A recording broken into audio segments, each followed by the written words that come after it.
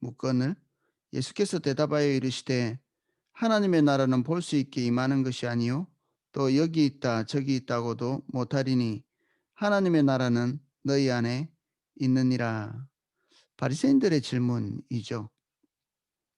그들은 하나님의 나라가 어느 지점 그리고 어느 때에 임할 것인지 여기에 온통 초점이 있었던 것 같습니다. 하나님의 나라, 하나님의 통치 이것을 기다리는 것이 우리만 신약 성도들에게만 해당되는 것이 아니라 구약에서도 이 세상의 종말에 대해서 계속 예언되어 있기 때문에 그것은 가까이 있는 종말도 있을 것이고 멀리 있는 종말도 있을 것입니다. 그러한 하나님 나라의 도래, 하나님의 완전한 통치, 지금 현재는 이 바리새인들에게는 누구의 통치가 임하고 있나요? 로마 황제의 통치가 임하고 있죠.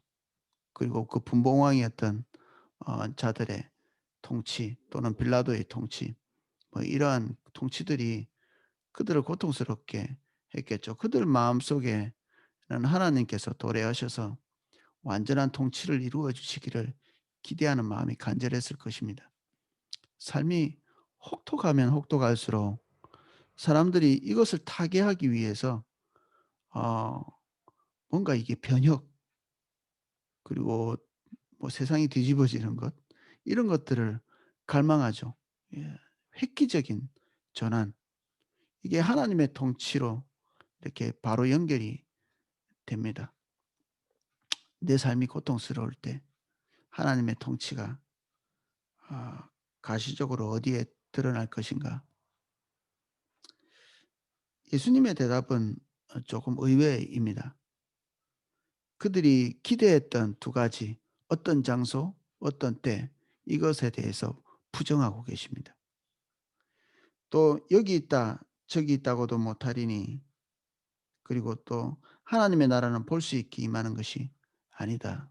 우리 눈에 보기에 하나님의 나라가 가시적으로 나타나지 않을 것이다. 하나님의 나라는 너희 안에 있느니라." 하나님의 나라 이것은 하나님께서 주도권을 가지고 움직이시는 것인데 이게 어디에 있느냐 하면 바깥에 어느 장소에 어느 시점에 임하는 것이 아니라 우리가 주님께 통치권을 드릴 때 그때부터 하나님의 통치가 우리 안에서 발휘되기 시작한다는 것이죠. 이것이 하나님의 나라가 관계에 달려 있다. 그리고 우리가 믿는 신앙은 뭔가를 획득하고 그리고 뭔가를 피하고 이런 종교가 아니고 주님과의 관계를 추구하는 종교이죠. 주님의 말씀이 당신과 우리와의 관계 안에 있기 때문에 어느 장소, 어느 때 이것이 우리에게 중요하지 않습니다. 주님이 도적같이 오신다 뭐 이런 말 우리 많이 듣는데 우리에게 해당되는 말은 아닙니다. 당신의 백성들에게는 은밀하게 올 수가 없는 하나님의 나라입니다. 우리가 항상 하나님의 통치, 하나님의 나라 이것 가운데 살게 되는데 어떻게 하나님의 나라가 몰래 올 수 있겠습니까? 주님과 동행하지 않고 그리고 주님의 통치를 잊어버린다면 하나님의 나라가 이미 그에게는 없는 거죠. 발휘되지 않고 있는 것이고. 뒤에 나오는 것들도 읽으면서 살펴보겠습니다. 또 제자들에게 이르시되 때가 이르리니 너희가 인자의 날의 날 하루를 보고자 하되 보지 못하리라. 사람이 너희에게 말하되 보라 저기 있다 보라 여기 있다 하리라. 그러나 너희는 가지도 말고 따르지도 말라. 많은 이단들이 와서 우리는 어 사람들을 미혹해서 그들의 단체로 이끌어가는 것들 우리 많이 봤습니다.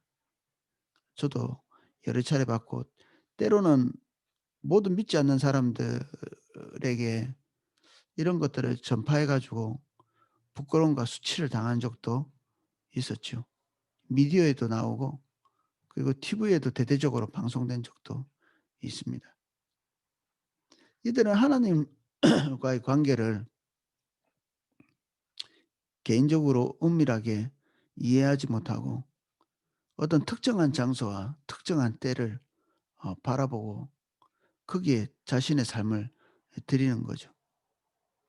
이건 주님과의 실제적인 관계가 아니라 그들 스스로 만들어낸 맹신이죠. 하나님께서 말씀하신 것도 아니고. 번개가 하늘 아래 이쪽에서 번쩍이어 하늘 아래 저쪽까지 비친 같이 인자도 자기 날에 그러하리라. 그러나 그가 먼저 많은 고난을 받으며 이 세대에게 버림받아야 할지니라. 대체적으로 많은 사람들에게 예수 그리스도가 버림받게 될 것을 말씀하고 있습니다. 이 세대에 완전한 하나님의 통치가 오시기 전에 예수 그리스도께서 버림받는 일이 있게 될 것이다.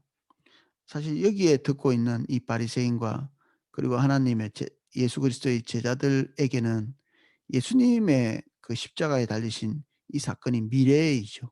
우리는 이미 과거이지만, 그래서 예수님께서 십자가에 달리시는 일이 장차 도래하게 될 것이다. 이분들에게는 그렇습니다. 노아 때에 된 것 같이 인자의 때도 그러하리라.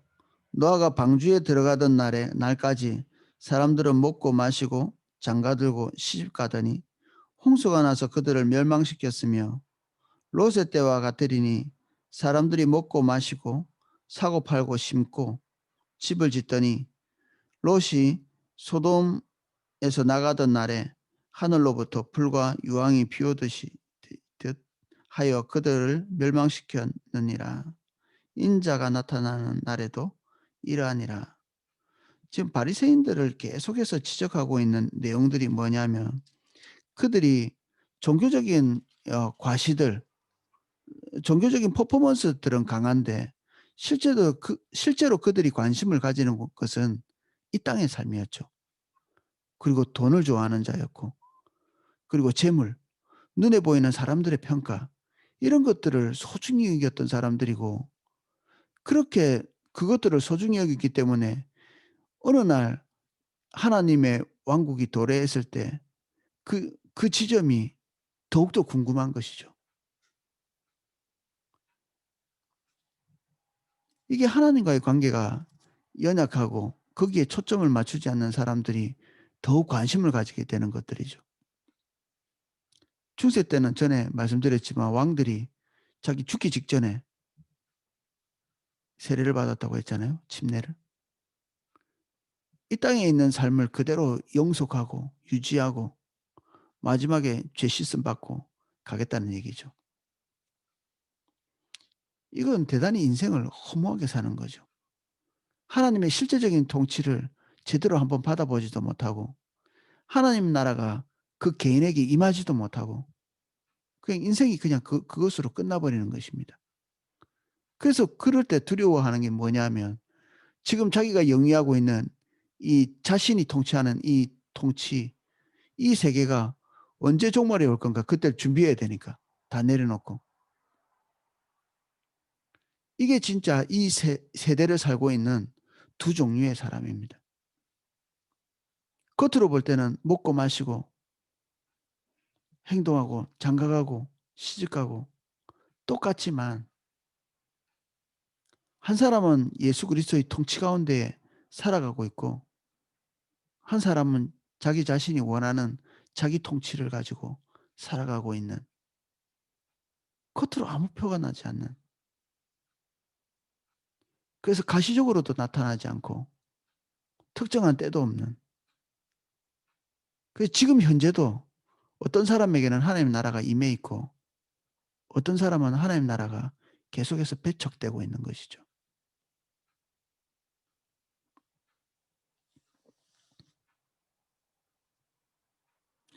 롯의 아내가 예수님의 가르침의 핵심적인 샘플이죠.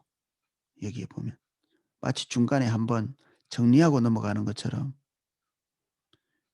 내가 설명하고 있는 이것의 가장 합당한 자가 롯의 아내이다.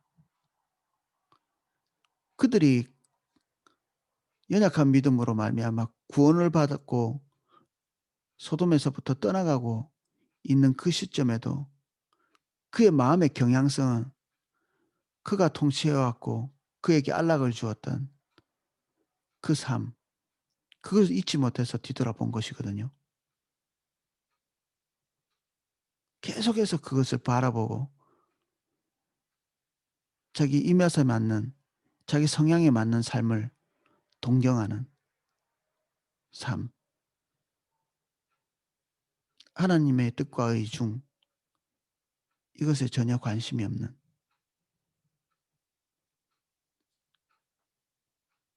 그래서 자기 삶에 깊이 빠져 있는 그런 종류의 사람들이 이 롯의 아내 같은 사람들입니다. 그리고 그것을 좋아하고 그것을 즐기기에 여념 없는 그런 삶.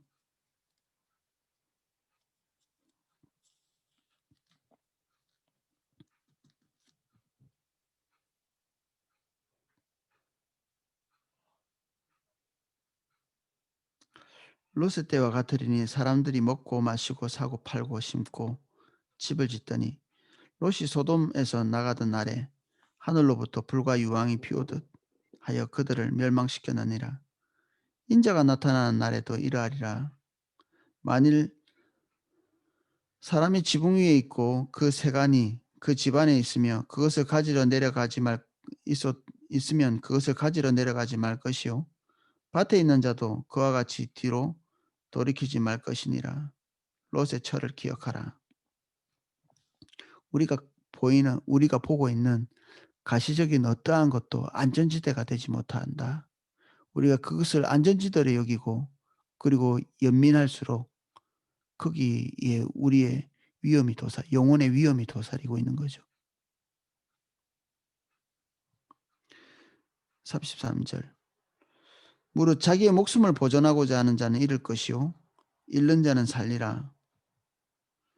내가 너희에게 이르노니 그 밤에 둘이 한자리에 누워 있음에 하나는 데려감을 얻고 하나는 버려둠을 당할 것이요 두 여자가 함께 맷돌을 갈고 있음에 하나는 데려감을 얻고 하나는 버려둠을 당할 것이니라.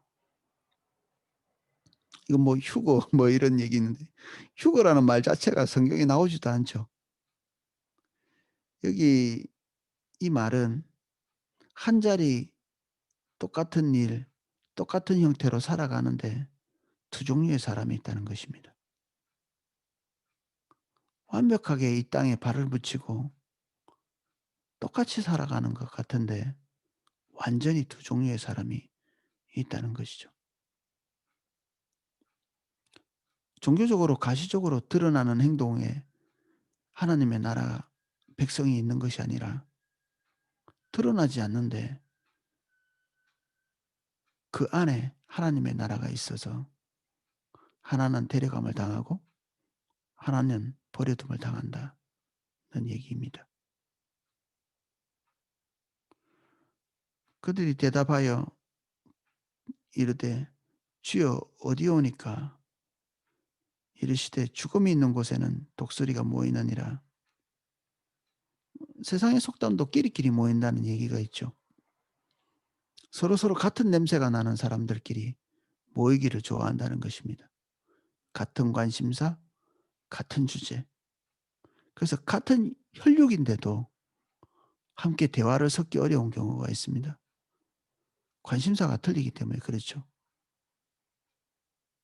친구들을 가끔 만나면 옛날 추억이 막 떠올라서 조금 만족하다가도 이내 그들과 함께 섞일 수 없는 것을 우리가 보게 되죠. 그들이 바라보고 달려가는 것과 내가 보고 달려가는 것이 완전히 다르기 때문에 그 안에서 만족감을 누리는 것이 거의 불가능하죠. 여기에 이 비유는 여러 가지로 이해할 수 있습니다. 죽음이 있는 곳에 독수리가 모인다. 예수 그리스도의 죽음 안에 모이는 당신의 백성을 이야기한다는 말이 제일 많습니다. 예수 그리스도.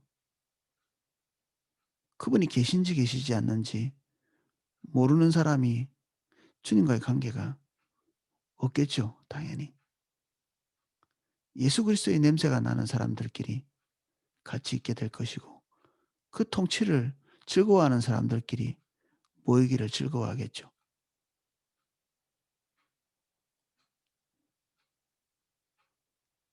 나하고 같이 모이는 사람들은 도대체 어떤 사람인가?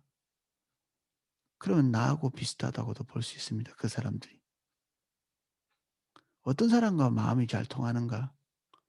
바리새인들은 서로 모이기를 좋아했죠.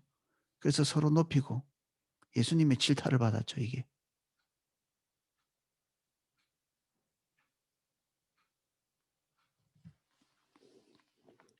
오늘 이 본문을 가지고 어 많은 사고가 났었습니다.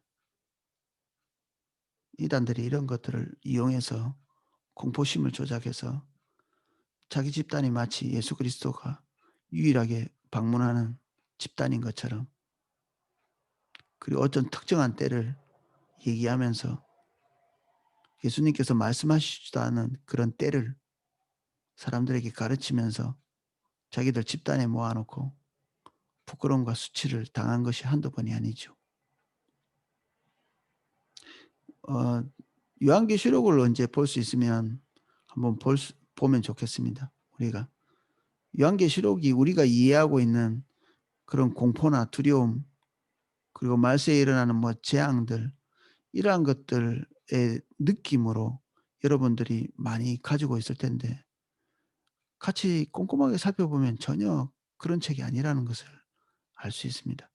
다른 모든 복음서나 서신서와 똑같이 예수 그리스도의 관계, 그리고 주님의 인도를 따라가는 것, 그리고 하나님의 격려, 우리가 다른 모든 성경책에서 느낄 수 있는 하나님의 따뜻한 격려가 요한계시록에 있거든요. 여기에 나오는 것처럼 예수님께서 언제 오실 것인가, 이것에 대한 관심. 근데 이 관심이 어디로부터 왔을까, 이게 또 궁금하기도 합니다. 이 땅에 있는 자기 만족적인 삶을 언제 정리해야 될 건가는 하는 그런 죄책감에서 나왔을 수도 있고요. 주님을 사모하고 사랑하니까 하나님의 완전을 보기 위해서 바라볼 수도 있고요.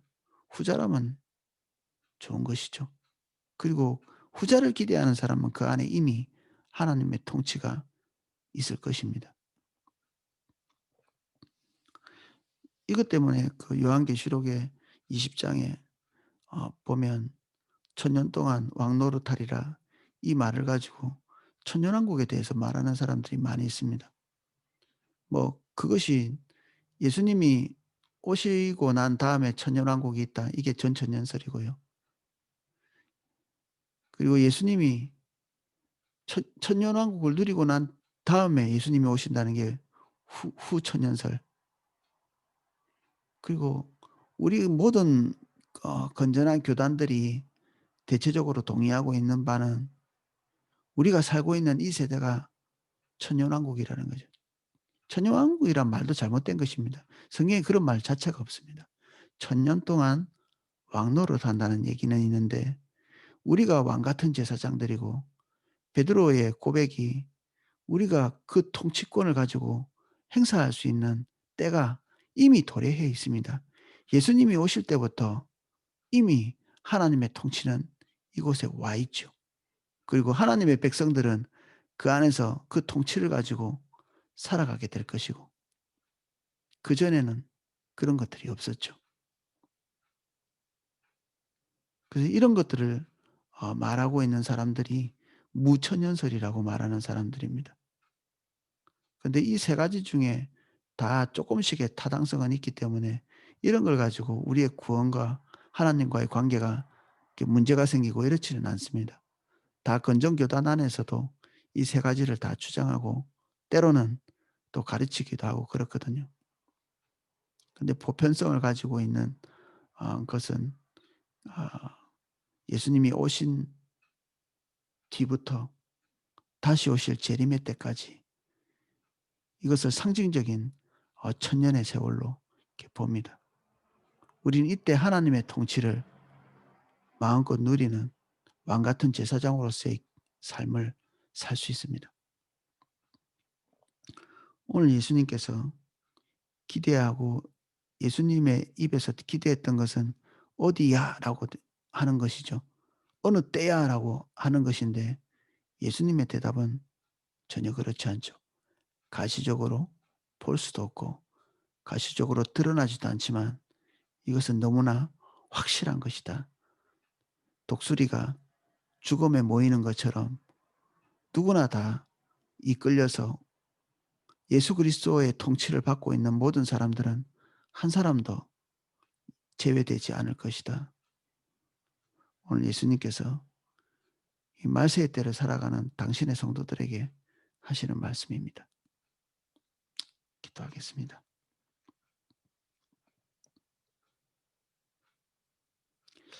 우리의 통치를 주님께 양도합니다.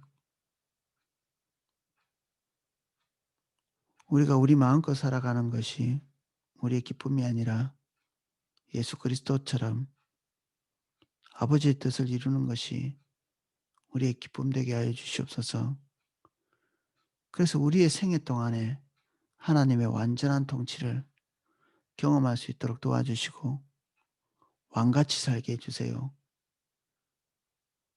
하나님 우리에게 오셔서 예수 그리스도의 모든 일을 행하시고 인간에게 처음 맡겨진 그 통치권이 예수 그리스도 안에서 다 행하여 질 수 있도록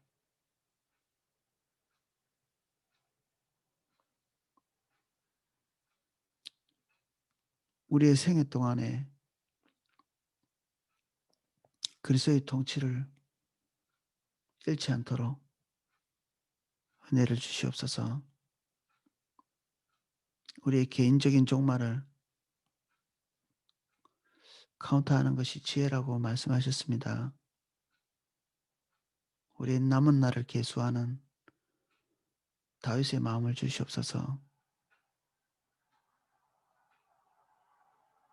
그리고 이 남은 날 동안에 더욱 하나님의 통치를 사모하고 바라고 원하는 저희들 될 수 있도록 축복하여 주시옵소서. 오늘 새벽 예배에 참여하는 모든 분들 예수님 이름 축복합니다.